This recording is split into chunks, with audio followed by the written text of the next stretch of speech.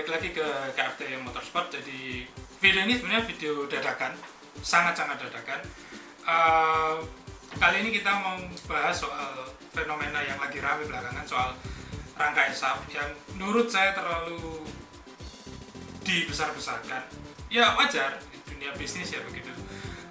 Sebenarnya video ini mau saya bikin sama Maga, mumpung lagi hype ya kan. Jadi rangka ESAF sebenarnya kalau kita lihat rangka ini keluar mulai tahun 2018 ya. Cuman pertanyaan yang selalu saya keluarkan adalah kalau ini rangka keluar tahun 2018, kenapa baru ramainya sekarang gitu. Dan mungkin saya akan dibilang saya penerima AHM Plop ya, padahal bukan. Tapi kalau dikasih juga nggak apa-apa karena kita butuh sponsor.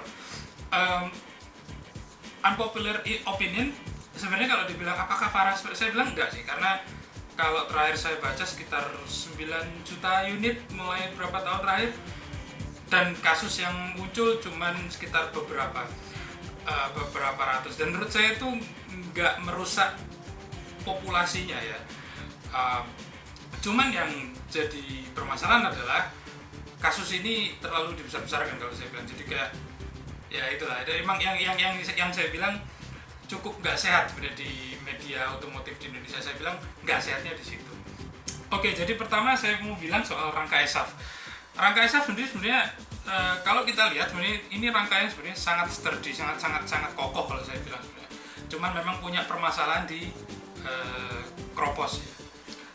Jadi motor umumnya kan beberapa tahun belakangan motor-motor skutik itu pakai rangka tubular, tulang tubular atau pipa. Dan kemudian sekitar 15 tahun yang lalu Yamaha ngeluarin Fiction pakai box.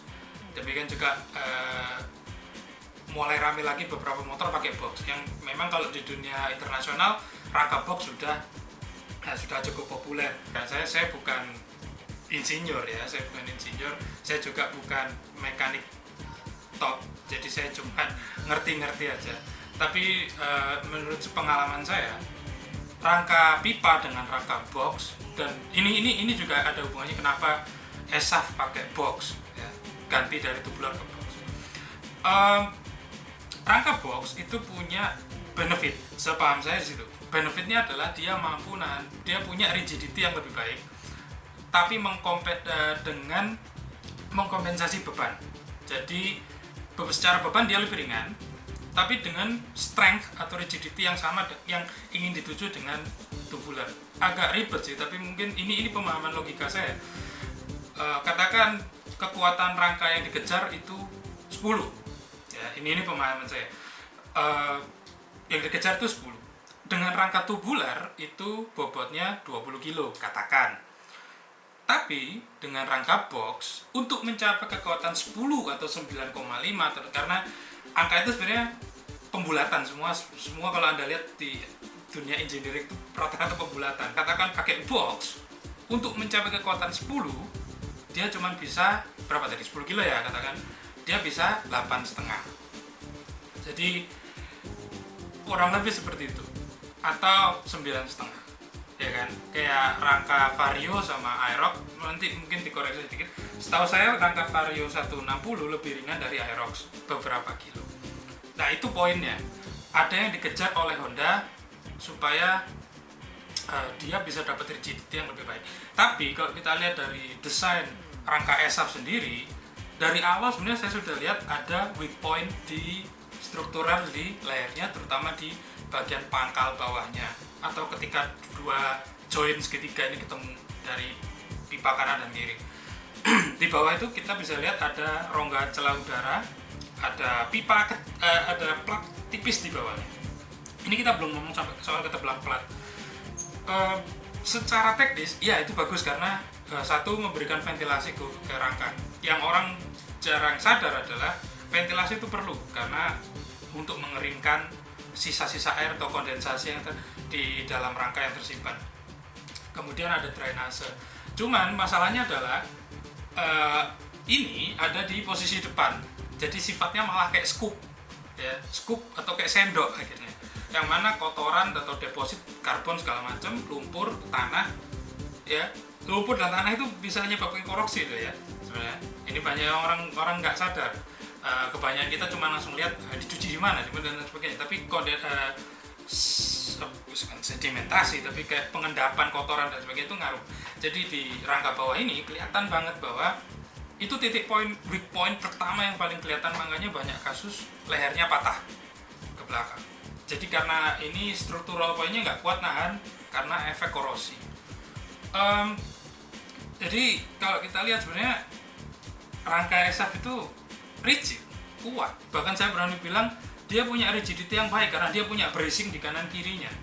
Sebenarnya ini rangka yang sangat stabil, sangat cukup agile kalau saya bilang. Cuman memang ada kesalahan di sini, ya kan. Kemudian ada postingan nunjukin bahwa patah, kalau saya bilang rangka box itu punya rigidity, iya. Tapi kelemahan dia adalah drainase. Satu karena kotak. Beda dengan tubular, ini logika saya. Rangka tubular karena dia bentuknya lingkaran, air tuh pasti ngalir ke titik paling rendah gitu. Jadi air gimana pun pasti keluar dari tempat yang dia berhenti tadi atau dia ngembun tadi atau kondensasi tadi. Sedangkan di box, air nggak bisa jalan seleluasa dengan tulang box. Ini analisis saya, termasuk kenapa rangka ESAF fail dalam beberapa kasus. Kemudian kita juga harus ingat bahwa mayoritas orang Indonesia pakai motor Honda, ya. Saya nggak malu atau saya nggak takut sebut merek. Pakai motor Honda ini ya segera dipakai, asal pakai, ngarit dan sebagainya. Dan ada sedikit perbedaan antara pasar orang Honda dengan orang Yamaha. User Yamaha umumnya sedikit peduli dengan motor mereka, dan ini kita bisa lihat di banyak sekali kasus soal motor-motor Yamaha. Katakan pun motor Yamaha nggak dirawat, ya, kayak Vega R, Jupiter Z yang lama yang tahun 2005, 2006, motornya masih jalan dan mayoritas bodinya utuh. Orang-orang owner Yamaha, utamanya 5-10 tahun belakangan, itu sangat aware dengan motor mereka karena branding. Ya, mereka orang-orang yang percaya dengan branding. Jadi ada fanatisme di dalamnya. Sama halnya juga motor-motor Honda juga demikian. Tapi ya kita harus lihat mayoritas dari mereka ya karena motor Honda itu begitu ya dipakai aja gitu. Jadi ada faktor sebenarnya banyak kalau kita sebut kenapa rangka ESAF bisa fail. Ada faktor user. Ya, ini yang saya tekankan sekali di beberapa forum, terutamanya Bekakas atau ketika saya ngomong sama komunikasi Facebook sama Permana Trias dan lain-lain, itu faktor user itu perlu. Dan saya cukup kecewa ketika banyak orang-orang di media sosial kemudian juga mentertawakan soal faktor user, dan itu sebenarnya itu fact yang kita nggak bisa lupakan. User Yamaha dan user Honda itu beda karakternya.